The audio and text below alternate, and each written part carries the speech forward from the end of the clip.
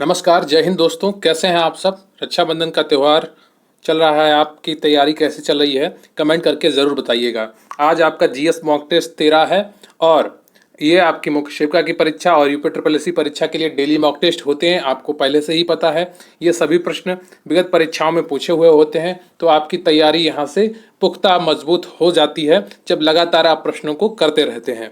इसलिए आप इन वीडियोज़ को लगातार देखते रहिए और तैयारी को मजबूत करते रहिए। ये मॉक टेस्ट की वीडियो हज़ारों लोगों ने देखे हैं और हज़ारों लोग देखेंगे, क्योंकि काफ़ी अच्छे प्रश्नों का जो इसमें समावेश होता है इन वीडियोज़ में, तो ये आपके लिए काफ़ी महत्वपूर्ण वीडियोज़ हैं। इन्हें लगातार देखते रहिए और अपनी पढ़ाई को, अगर आप पढ़ाई ना कर पाएँ तो कम से कम इन्हीं वीडियोज़ को बार बार देखिए। जब लगातार आप वही क्वेश्चन आएंगे बार बार, और जब लगातार बार बार वही क्वेश्चन को सुनेंगे तो आपको आपके दिमाग में पहुँच जाएंगे वो क्वेश्चन। और जब एक बार प्रश्न आपके दिमाग में बैठ गया ना, फिर आप कभी भी कहीं पर भी जाएं, आपको रिवाइज करने की जरूरत नहीं। आप प्रश्न देखेंगे और आपके दिमाग में उत्तर वही वाला आएगा। तो चलिए शुरू करते हैं आज का वीडियो।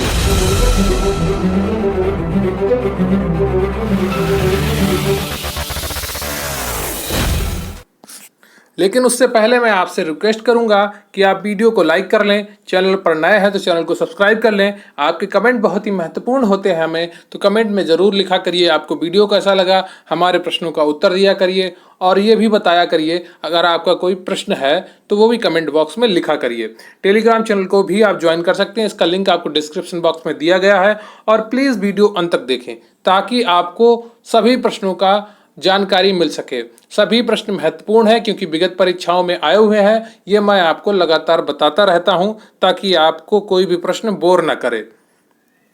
इसके अलावा मैं आपको एक छोटी सी जानकारी और दे दूं कि मुख्य शिव का स्पेशल पीडीएफ बैच चल रहा है। इसकी कीमत मात्र 300 रुपये है। अभी 300 रुपये है, ऑफिशियल सिलेबस आने के बाद इसकी कीमत 400 से 500 रुपये के बीच में हो जाएगी। इसकी कीमत बढ़ना निश्चित है। तो ये इसका बैच का नाम है मुख्य शिव का गरिमा बैच। आपको यहाँ पर सभी क्लासेस की पीडीएफ मिलेंगी और नोट्स की पीडीएफ मिलेंगी। तो तकरीबन आपको 500 पीडीएफ मिलेंगी मात्र 300 रुपये में। तो 1 रुपये की आपकी पीडीएफ की कीमत 1 रुपये से भी कम आ जाएगी और 10 फुल पेपर जैसे मॉक टेस्ट में मिलेंगे। आपको इसकी अधिक जानकारी के लिए टेलीग्राम पर QRC हेल्प सर्च करना है और इसका लिंक भी डिस्क्रिप्शन बॉक्स में दिया गया है। ठीक है, अगर आप ज्वाइन करना चाहते हैं और लिंक आपको नहीं मिल रहा है तो कमेंट बॉक्स में लिखिए, मैं वहां पर आपको लिंक प्रोवाइड करवा दूंगा। चलिए शुरू करते हैं अपना मॉक टेस्ट ताकि आपकी पढ़ाई अच्छे से हो सके। तो पहला प्रश्न है आपका, बुद्ध को महापरिनिर्वाण कहाँ प्राप्त हुआ था? आपका पहला प्रश्न है, बुद्ध को महापरिनिर्वाण कहाँ प्राप्त हुआ था? ऑप्शन ए बोध गया में, इसका देखिए ऑप्शन ऊपर नीचे हो गया है, सी राजगृह में, बी कुशीनगर में, डी वैशाली में। बताइए कौन सा ऑप्शन आपका सही है? बुद्ध को महापरिनिर्वाण कहाँ प्राप्त हुआ था? ए बोध गया में, सी राजगृह में, बी कुशीनगर में, डी वैशाली में। बताइए इनमें से कौन सा ऑप्शन आपका सही है? तो एक का आपका बी सही हो जाएगा, कुशीनगर। ठीक है, कुशीनगर बिल्कुल सही उत्तर है। यह असिस्टेंट अकाउंटेंट परीक्षा में 2015 में पूछा हुआ प्रश्न है। तो गौतम बुद्ध को धर्म के प्रवर्तक थे। गौतम बुद्ध बौद्ध धर्म के प्रवर्तक थे। प्रवर्तक मतलब जिसने शुरू किया। इनके जीवन की घटित घटनाओं से संबंधित स्थल निम्नवत हैं। जन्म इनका लुम्बिनी में हुआ। कहाँ पर हुआ? लुम्बिनी में, जो वर्तमान नेपाल में स्थित है। गृहत्याग महाविनिष्क्रमण राजगृह में किया। ठीक है, राजगृह में इन्होंने गृहत्याग किया। ज्ञान प्राप्ति के लिए ये बोध गया, बिहार गए और मृत्यु इनकी हुई जिसे महापरिनिर्वाण कहा जाता है, वो कुशीनगर में हुई है। तो मृत्यु कहाँ पर हुई? कुशीनगर में, उसे महापरिनिर्वाण कहा जाता है। और बुद्ध के गृह त्याग की घटना को क्या कहते हैं? महाविनिष्क्रमण कहते हैं। ये कहाँ पर हुई थी? राजगृह में हुई थी। अगला प्रश्न है आपका, निम्न में से कौन सा उपवेद नहीं है? बताइए निम्न में से कौन सा उपवेद नहीं है? उपवेदों को तो आपने आज सुबह ही पढ़ा है, वेदों और उपवेदों को। तो निम्न में से कौन सा उपवेद नहीं है? Option A Dhanurveda, B Shastrashastra, C Ayurveda, D Yogaveda. बताइए इनमें से कौन सा उपवेद नहीं है? धनुर्वेद, शस्त्रशास्त्र, आयुर्वेद, योगवेद। तो इसका सही उत्तर कौन सा होगा? तो दूसरे का आपका डी हो जाएगा। ठीक है, जो आपका योगवेद है ये कोई उपवेद नहीं है। ये लोअर स्थिति में प्रश्न पूछा गया था। तो उपवेद वेद से संबंधित माने जाते हैं। उपवेदों की संख्या 4 है। ठीक है, आयुर्वेद, गंधर्व वेद, धनुर्वेद और शिल्प वेद। जबकि योग वेद उपवेद नहीं है। धनुर्वेद यजुर्वेद का उपवेद है, आयुर्वेद ऋग्वेद का उपवेद है और गंधर्व वेद सामवेद का उपवेद है। तथा शिल्प वेद आपका अथर्ववेद का उपवेद है। तो ये उपवेद आप कौन से वेद का कौन सा उपवेद है ये भी आपको याद होना चाहिए, जिससे आपकी परीक्षा में कोई भी प्रश्न गलत ना हो। अगला प्रश्न है आपका, चरक संहिता संबंधित है ए राजनीति से, बी चिकित्सा से, सी वास्तुकला से, डी गणित से। बताइए इनमें से कौन सा ऑप्शन आपका सही है। चरक संहिता किससे संबंधित है, ए राजनीति, बी चिकित्सा, सी वास्तुकला या डी गणित। इनमें से कौन सा ऑप्शन आपका सही है। तो तीसरे का आपका सही हो जाएगा बी चिकित्सा से। ठीक है, यह यूपीट्रिपल पीटी परीक्षा में 2021 में पूछा गया प्रश्न है। तो चरक संहिता एक प्रसिद्ध आयुर्वेद के विद्वान थे। चरक एक प्रसिद्ध आयुर्वेद के विद्वान थे जो कनिष्क यानी कुषाण वंश के राज दरबार में रहते थे। कनिष्क के दरबार में रहते थे। कनिष्क के कुषाण वंश का राजा था। चरक एक प्रसिद्ध आयुर्वेद के विद्वान थे जो कनिष्क के राज दरबार में रहते थे। इनकी प्रसिद्ध रचना चरक संहिता है। इसमें रोगनाशक एवं रोग निरोधक औषधियों का उल्लेख है। किसका उल्लेख है। इसमें रोगनाशक एवं रोग निरोधक औषधियों का उल्लेख है। आज का आपका प्रश्न है कि राष्ट्रीय युवा दिवस कितनी तारीख को मनाया जाता है। कमेंट करके जरूर बताइएगा राष्ट्रीय युवा दिवस कितनी तारीख को मनाया जाता है। वृहद सांची स्तूप किस काल से संबंधित है। ऑप्शन ए कुषाण काल, बी गुप्त काल, सी हर्षवर्धन काल, डी मौर्य काल। तो ये चकवंदी लेखपाल 2015 में पूछा हुआ प्रश्न है। तो बताइए इनमें से कौन सा ऑप्शन आपका सही है। बृहद सांची स्तूप किस काल से संबंधित है। ए कुषाण काल, बी गुप्त काल, सी हर्षवर्धन काल, डी मौर्य काल। बताइए इनमें से कौन सा ऑप्शन आपका सही है। तो इसका सही उत्तर हो जाएगा चौथे का डी, मौर्य काल से संबंधित है वृहद जो सांची स्तूप है।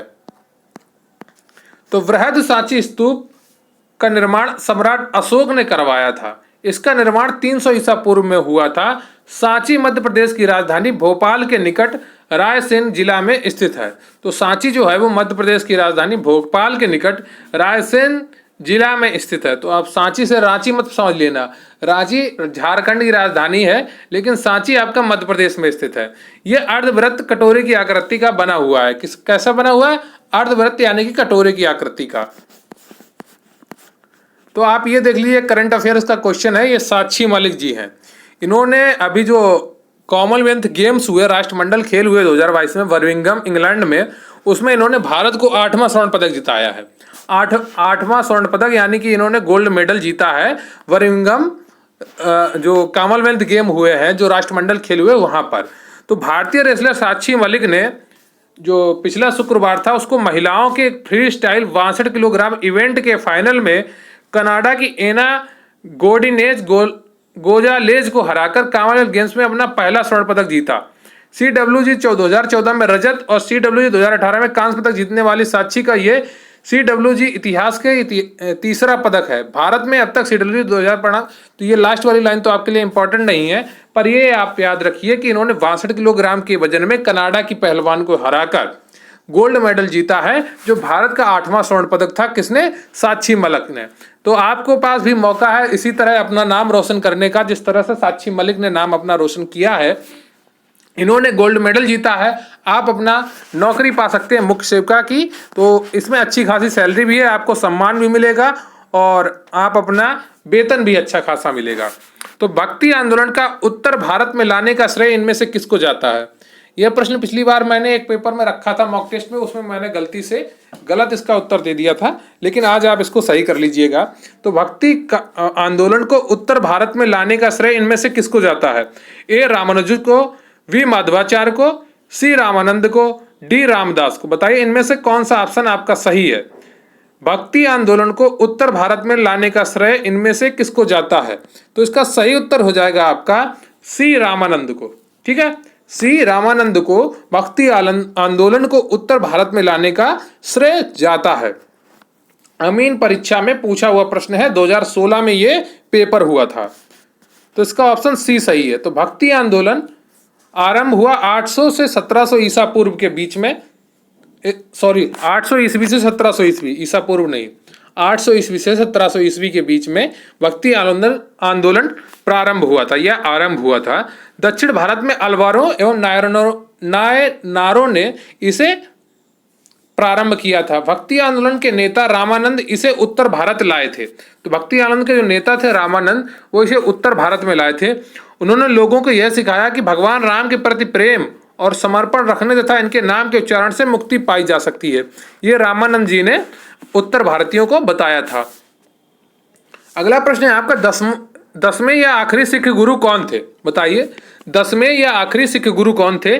ऑप्शन ए Guru Angad, option B Guru Tegh Bahadur, option C Guru Nanak, option D गुरु गोविंद सिंह।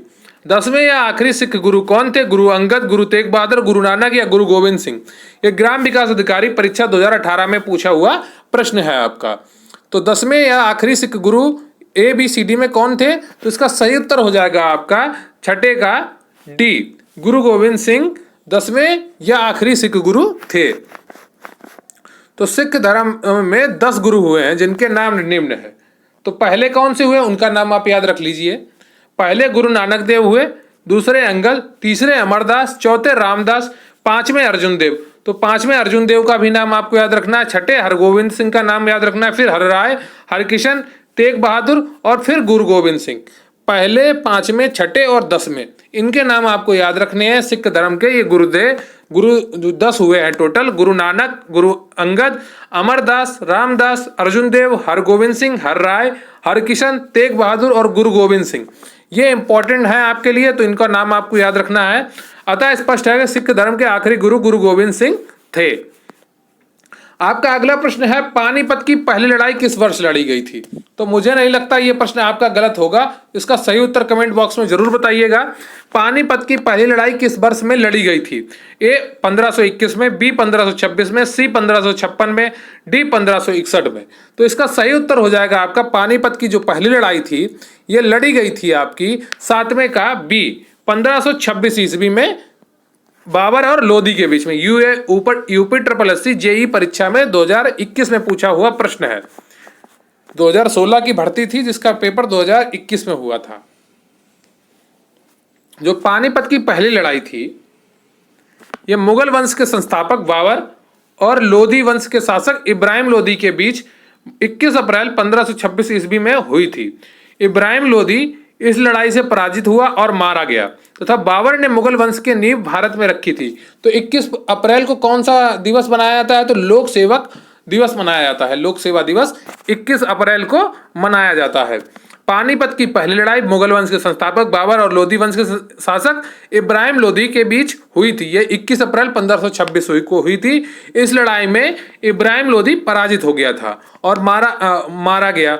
बाबर ने मुगल वंश की नींव भारत में रखी थी। आपका अगला प्रश्न है, जलालुद्दीन मोहम्मद किस नाम से प्रसिद्ध है? बताइए, जो जलालुद्दीन मोहम्मद है वो किस नाम से प्रसिद्ध है? क्या बाबर, क्या अकबर, क्या शाहजहां, क्या औरंगजेब? ABCD में बताइए कौन सा ऑप्शन सही है। ये व्यायाम प्रशिक्षक में पूछा हुआ प्रश्न है, 2018 की परीक्षा थी। तो जो जलालुद्दीन मोहम्मद था वो ABCD में कौन सा ऑप्शन सही होगा? तो इसका सही उत्तर हो जाएगा 8वें का बी। अकबर का जो वास्तविक नाम था वो जलालुद्दीन मोहम्मद था। तो जलालुद्दीन मोहम्मद अकबर को कहा जाता है। अकबर का जन्म 16 अक्टूबर 1542 को हमीदा बानो बेगम के गर्भ से अमरकोट के राणा बीरसाल के महल में हुआ था। अकबर का शासनकाल 1556 से 1605 तक रहा है। 1556 से 1605 तक अकबर ने शासन किया। अगला प्रश्न है आपका, वास्को डी गामा एक पुर्तगाली अन्वेषक ने भारत के समुद्री मार्ग की खोज की थी। बताइए कब की थी? 1598 या 1500 या 1498 या 1600? बताइए। तो वास्को डी गामा एक पुर्तगाली अन्वेषक ने भारत की समुद्री मार्ग की खोज कब की थी? ये लोअर 2 एग्जाम में पूछा हुआ प्रश्न है आपका। देखिए, मैं आपको परीक्षाएं भी इसलिए बताता हूं ताकि आपको ये ना लगे कि ये प्रश्न मैंने अपने मन से रख दिए। ये सभी प्रश्न यूपी ट्रिपल एससी द्वारा पूछे हुए हैं, विगत परीक्षाओं में आए हुए हैं। तो हर प्रश्न आपके लिए महत्वपूर्ण है, इसलिए काफी ध्यान से देखा करिए और हर प्रश्न को अब बारीकी से समझा करिए ताकि आपको एक बार में ही सब याद हो जाए।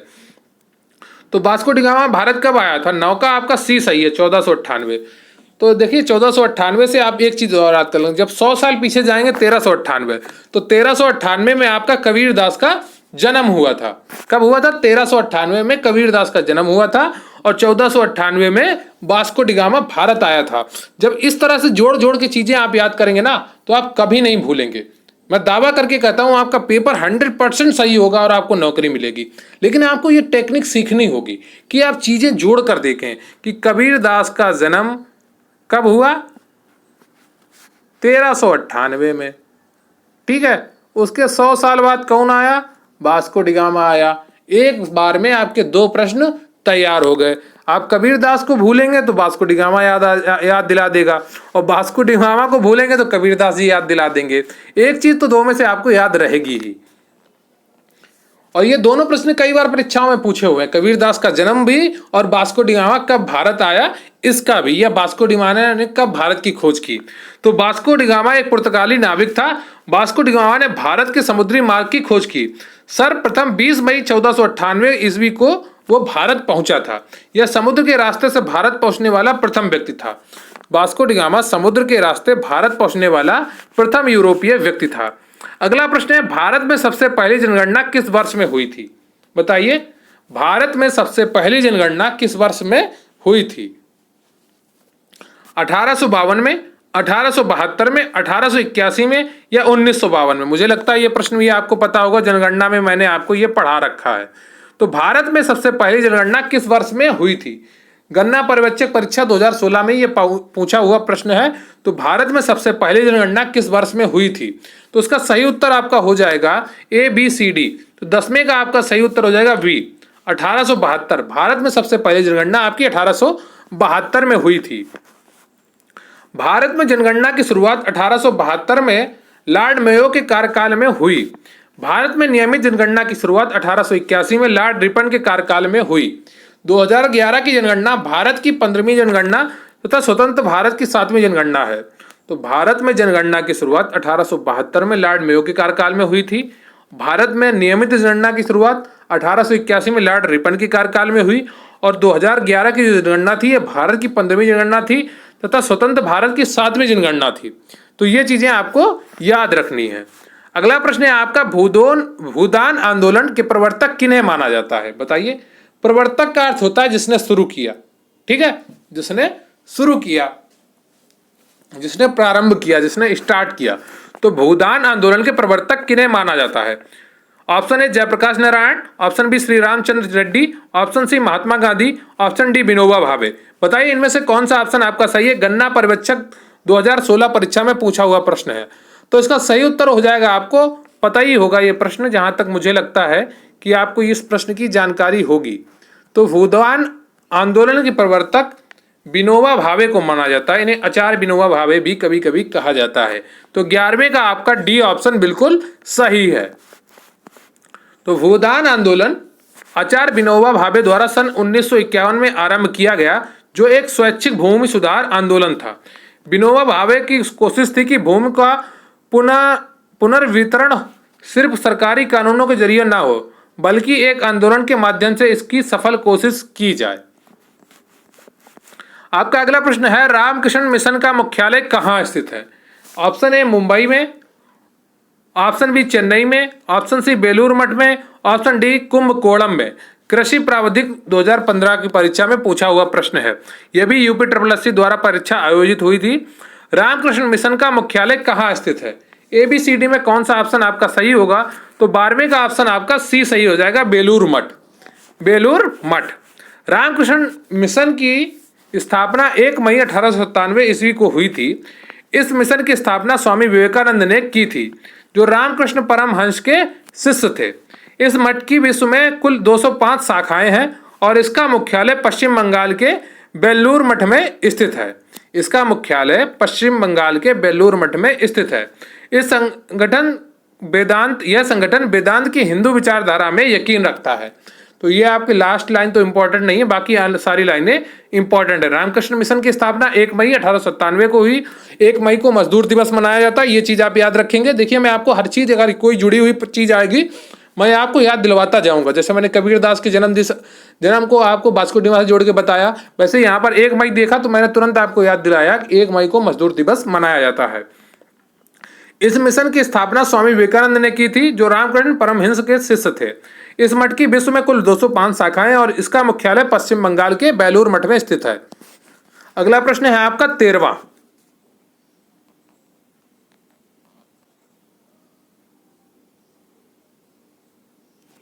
तो साइमन कमीशन किस वर्ष भारत में प्रथम बार आया? ए 1925, बी 1926, सी 1919, डी 1928। बताइए इनमें से कौन सा ऑप्शन आपका सही है? यह यूपी ट्रिपल एससी पीटी परीक्षा 2021 में पूछा हुआ प्रश्न है। तो साइमन कमीशन किस वर्ष भारत में प्रथम बार आया था? ए 1925 में, बी 1926 में, या सी 1919 में, या डी 1928 में। बताइए इनमें से कौन सा ऑप्शन आपका सही है? साइमन कमीशन किस वर्ष भारत में प्रथम बार आया था? तो इसका सही उत्तर हो जाएगा आपका ऑप्शन नंबर 13वें का डी, 1928 में प्रथम बार आया था। लेकिन इसका गठन कब हुआ था, यह प्रश्न भी आपसे पूछा जा सकता है। तो साइमन कमीशन का जो गठन है वो 1927 में हुआ था। कब हुआ था? 1927 में। इसके कमीशन के अध्यक्ष सर जॉन साइमन थे। तो इस कमीशन के अध्यक्ष कौन थे? सर जॉन साइमन थे। और ये कमीशन सभी सदस्य इसके ब्रिटिश थे। कौन से थे? ब्रिटिश थे। और यह कमीशन कमीशन का यह दल फरवरी 1928 में भारत पहुंचा था।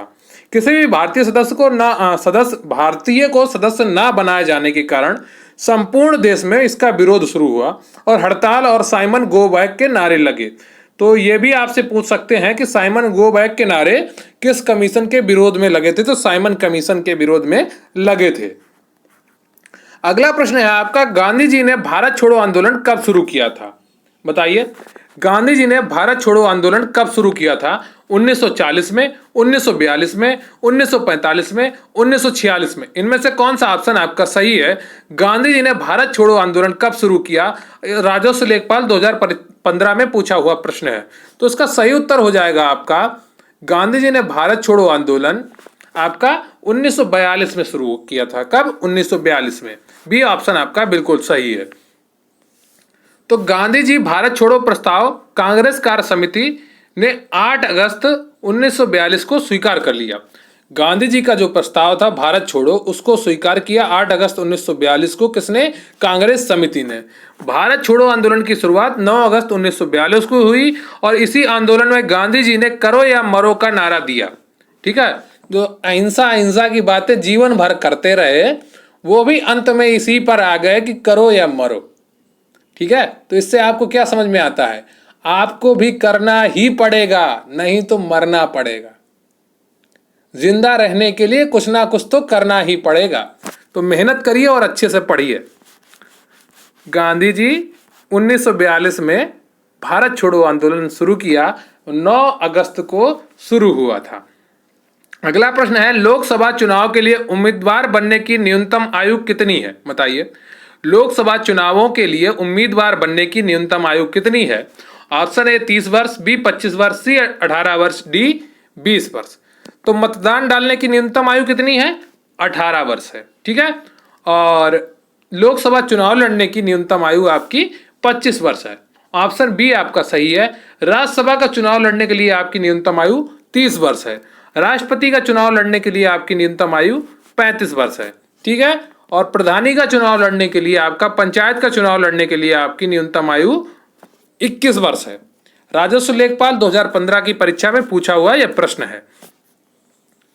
तो लोकसभा भारतीय संसद का निचला सदन है। भारतीय संसद का उच्च सदन राज्यसभा है। लोकसभा चुनाव के लिए उम्मीदवार बनने की न्यूनतम आयु 25 वर्ष है। कितनी है? 25 वर्ष। आपका अगला प्रश्न है, राज्य सरकारों का संवैधानिक प्रमुख कौन होता है? बताइए राज्य सरकारों का संवैधानिक प्रमुख कौन होता है?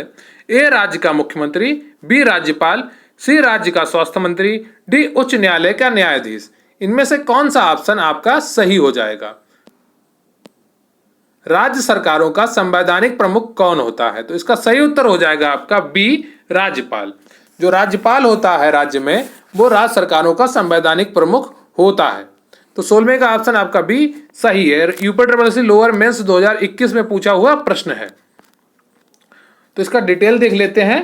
राज्य सरकारों का संवैधानिक प्रमुख राज्यपाल होता है। संविधान के अनुच्छेद 155 के तहत राज्यपाल की नियुक्ति राष्ट्रपति द्वारा की जाती है।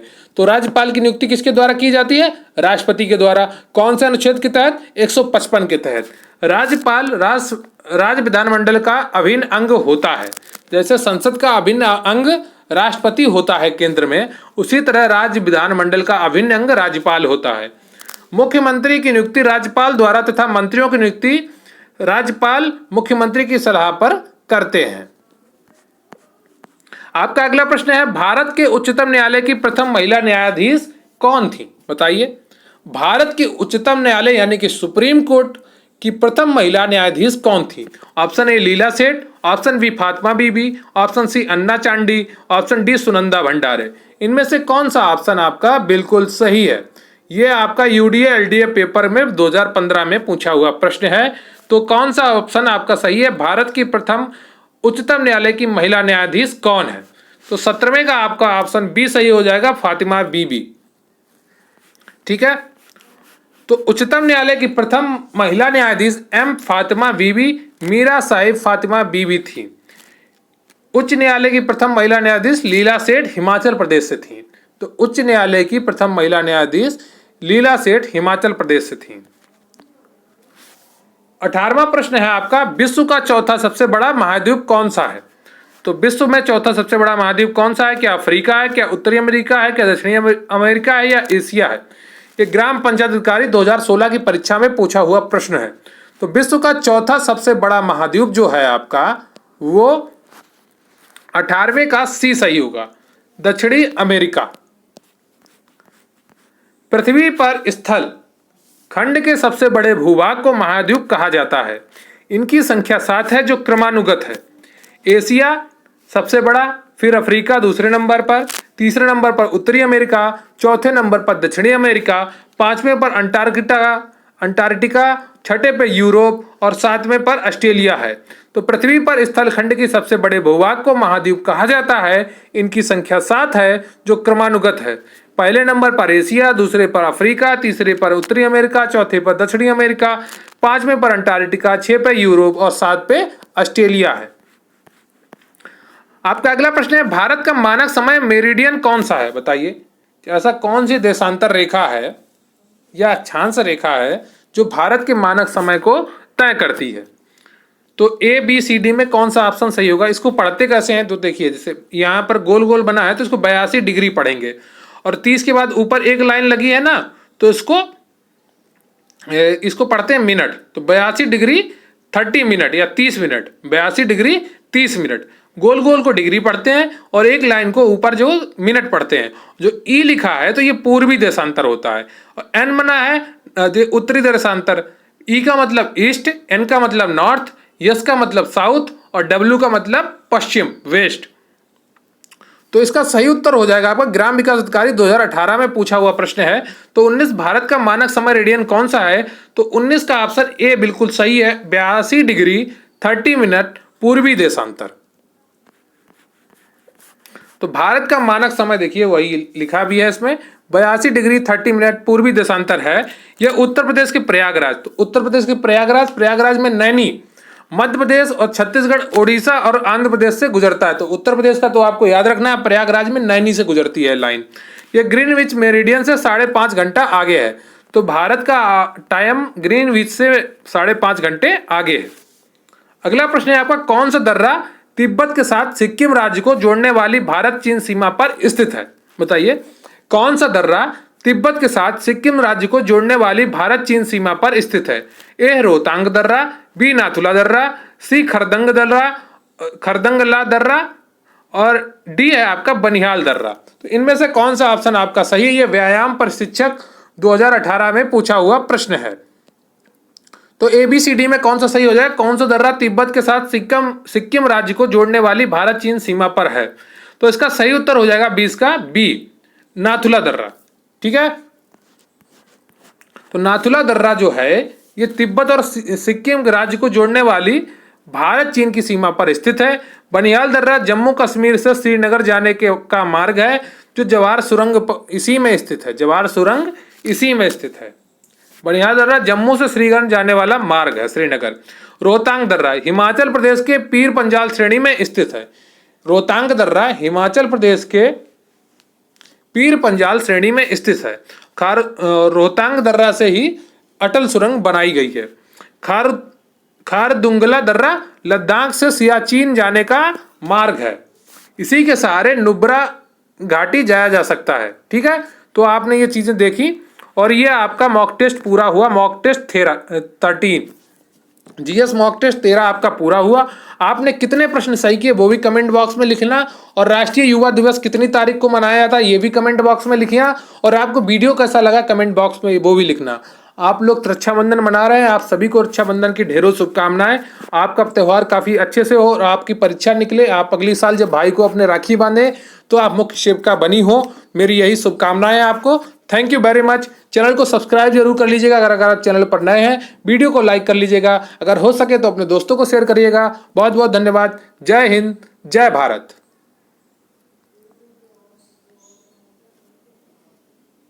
Thank you very much.